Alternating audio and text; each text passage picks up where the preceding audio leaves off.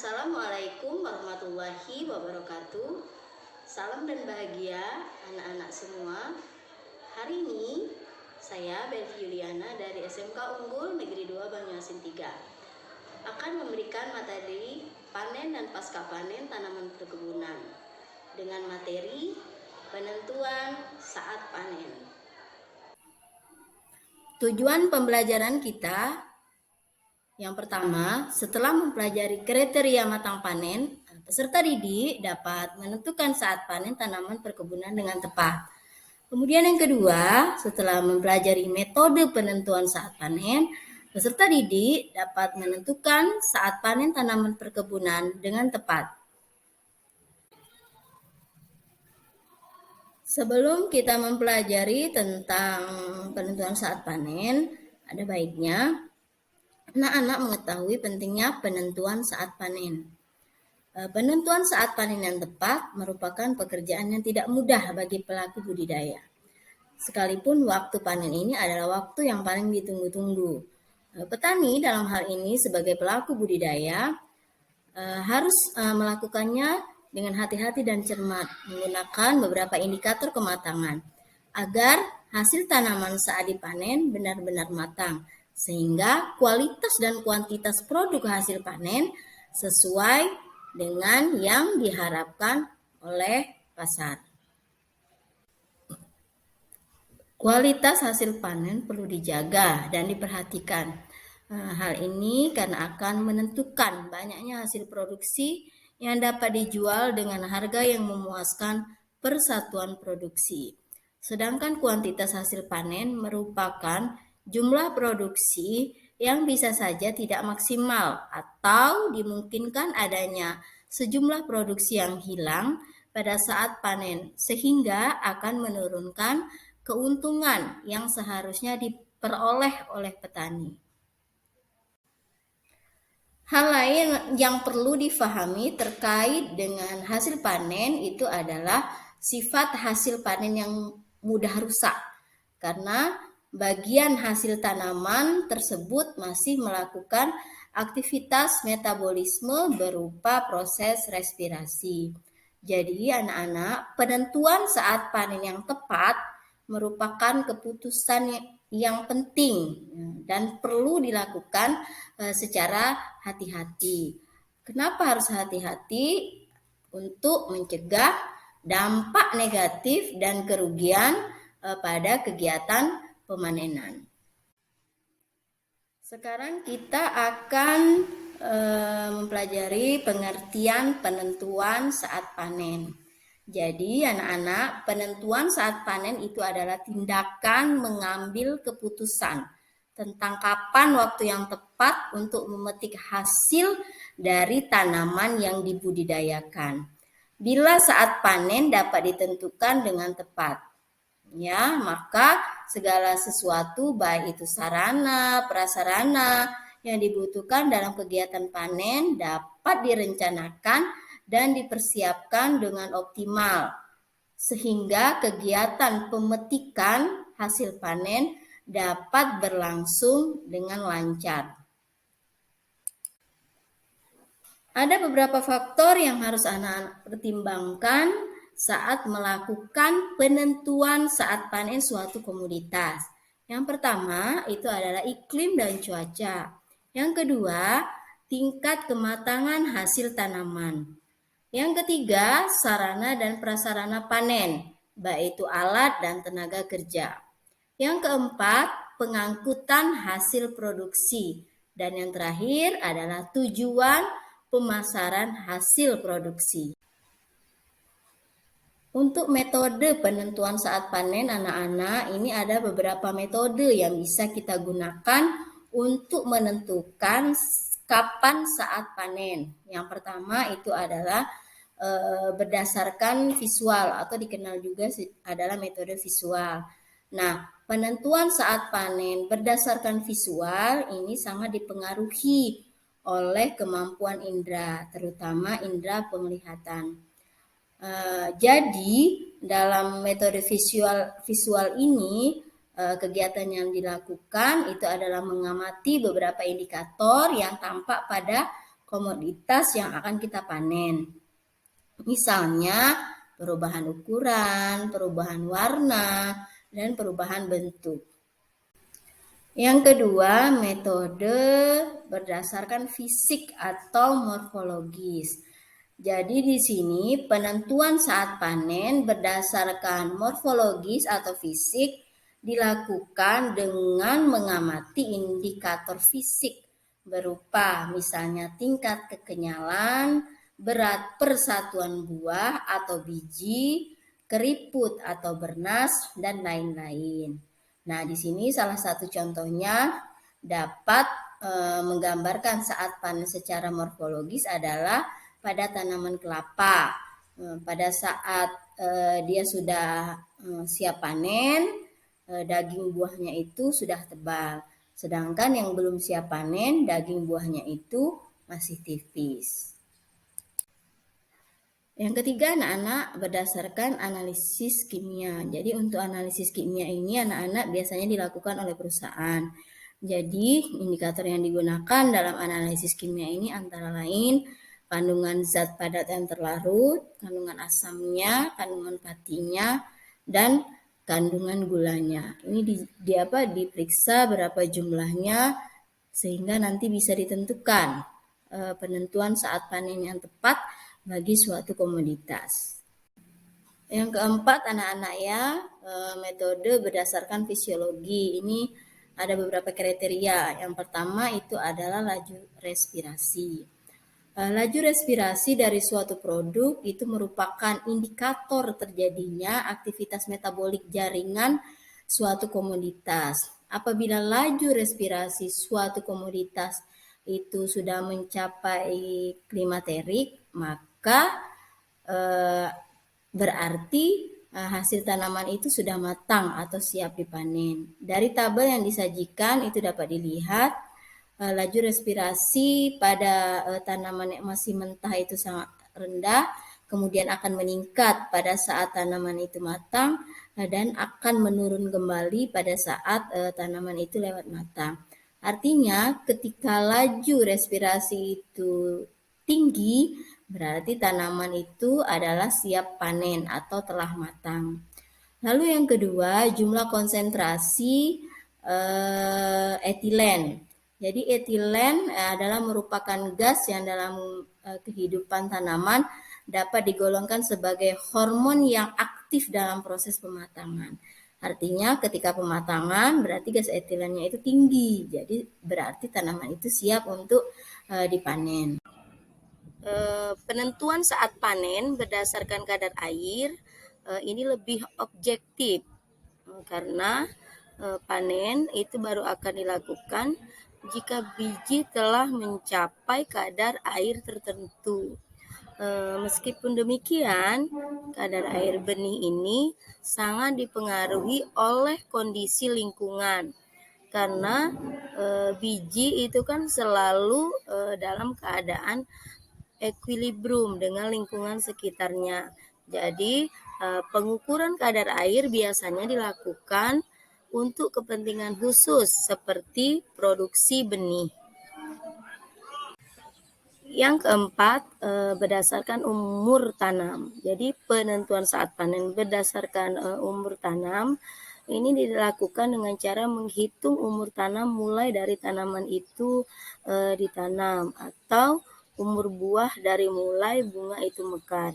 Tetapi ada kekurangan penentuan saat panen berdasarkan umur buah karena hal ini sangat dipengaruhi oleh lingkungan di sekitar tanaman sehingga kondisi tanaman itu berbeda-beda antara lingkungan satu dengan lingkungan yang lain. Padahal umur tanaman itu sama dan ternyata di lingkungan yang satu itu sudah siap, di lingkungan yang lain itu belum siap untuk ditanam.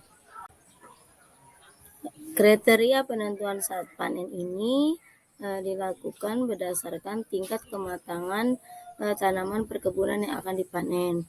Jadi tingkat kematangan suatu hasil perkebunan pada saat dipanen akan sangat menentukan kualitas dan kuantitas, dan juga sangat berpengaruh pada aktivitas penanganan pasca panen. Baik anak-anak, kita sekarang akan membahas tentang penentuan panen tanaman kelapa sawit. Jadi umur tanaman kelapa sawit itu kan optimal masa produksinya antara 20-25 tahun.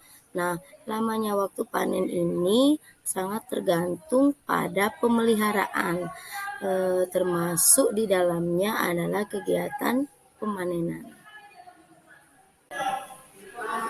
Baik anak-anak, kita sekarang akan membahas tentang penentuan panen tanaman kelapa sawit. Jadi umur tanaman kelapa sawit itu kan optimal masa produksinya antara 20-25 tahun. Nah, lamanya waktu panen ini sangat tergantung pada pemeliharaan, termasuk di dalamnya adalah kegiatan pemanenan.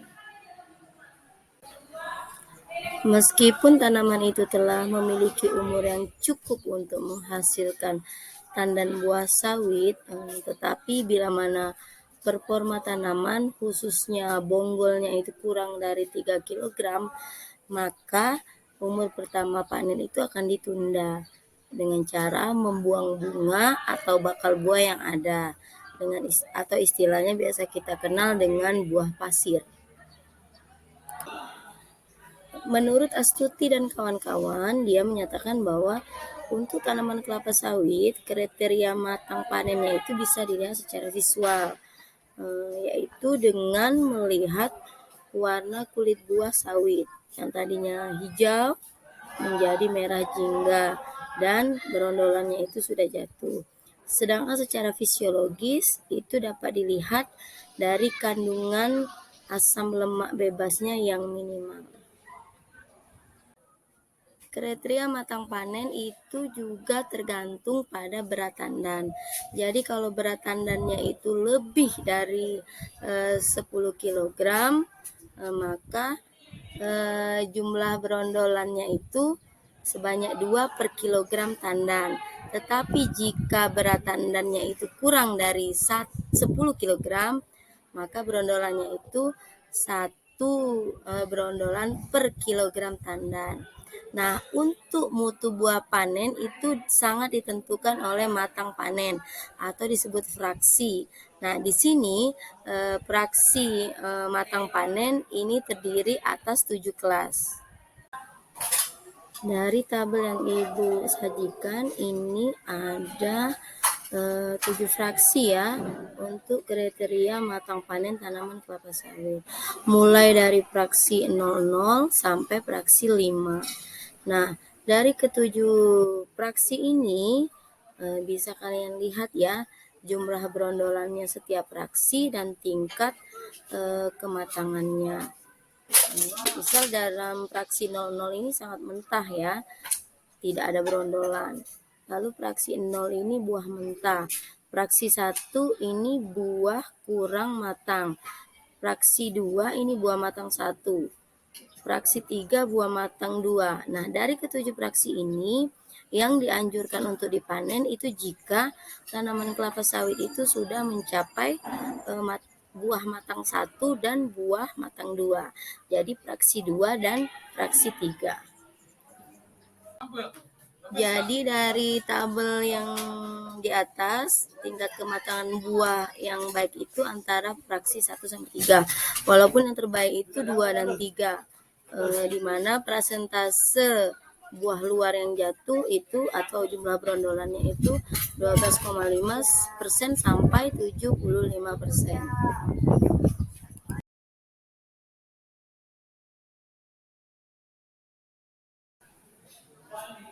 Dari gambar di atas bisa terlihat mana buah yang mentah, agak matang, lalu matang dan terlewat matang. Jadi dari keempat ini memiliki kadar ALB yang berbeda-beda. ALB itu adalah kadar asam lemak bebas. Jadi semakin tinggi fraksi matang, minyaknya akan semakin tinggi, tetapi mutunya akan semakin rendah. karena kadar ALB atau asam lemak bebasnya yang semakin tinggi juga. Sekarang kita akan membahas tentang matang sadap karet.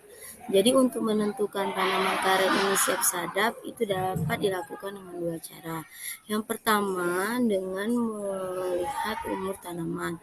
Lalu yang kedua dengan melakukan pengukuran lilit batang tanaman karet. Pohon karet yang memiliki tingkat pertumbuhan yang normal itu biasanya sudah siap disadap pada umur 5 tahun. Sehingga masa produksinya itu antara 25 sampai 35 tahun. Namun hal ini tidak bisa dijadikan patokan sebab tidak semua tanaman dapat tumbuh secara seragam karena pertumbuhan tadi dipengaruhi oleh banyak faktor yang dapat mempengaruhi pertumbuhan tanaman tersebut. Pengukuran lilit batang dianggap merupakan cara yang paling tepat untuk menentukan matang sadap. Jadi pohon karet yang siap sadap adalah pohon karet yang sudah memiliki lilit batang 45 cm diukur dari permukaan tanah untuk tanaman yang berasal dari biji dan dari 100 cm dari pertautan mata okulasi. Nah, kebun karet yang sudah siap sadap itu adalah kebun karet yang memiliki persentase 55% pohon itu sudah memiliki lilit batang 45 cm. Jika persentasenya di bawah 55%, sebaiknya penyadapan itu dilakukan penundaan. Penyadapan yang dilakukan sebelum mencapai persentase tersebut artinya belum 55-60% lilit batangnya itu sesuai dengan kriteria, ini akan mempengaruhi produksi lateks dan akan mempengaruhi pertumbuhan pohon karet. Jadi kebun yang dipelihara dengan baik itu biasanya memiliki 60-70 jumlah tanaman yang berumur 5-6 tahun dengan lilit batang 45-55 cm. Ada 3 tahapan pelaksanaan penentuan matang sadap. Yang pertama, lilit batang semua tanaman diukur dengan ketinggian 100 cm. Dimulai dari tanaman yang berumur 4 tahun. Kemudian diulang setiap 6 bulan. Jadi diukurnya mulai 4 tahun, kemudian diulang setiap 6 bulan. Yang kedua, tanaman yang berlilit batang lebih dari 45 cm dihitung dan dipresentasikan terhadap jumlah tanaman dalam areal tersebut. Apabila sudah mencapai 60% atau lebih, berarti kebun tersebut sudah siap untuk disadap. Dari gambar yang disajikan terlihat bagaimana cara kita melakukan pengukuran lilit batang pada tanaman karet. Jadi untuk tanaman yang berasal dari biji 100 cm-nya itu diukur dari permukaan tanah sampai 100 cm, kemudian diukur lilit batangnya itu adalah 45 cm. Tetapi untuk yang berasal dari okulasi itu diukur dari pertautan mata okulasi. Jadi itu perbedaannya antara tanaman yang berasal dari biji dengan tanaman yang berasal dari okulasi. Demikianlah anak-anak materi panen dan pasca panen tanaman perkebunan. Semoga materi ini bisa memberikan pemahaman kepada kalian bagaimana menentukan kriteria panen, baik itu pada tanaman kelapa sawit dan juga pada tanaman karet. Terima kasih. Wassalamualaikum warahmatullahi wabarakatuh.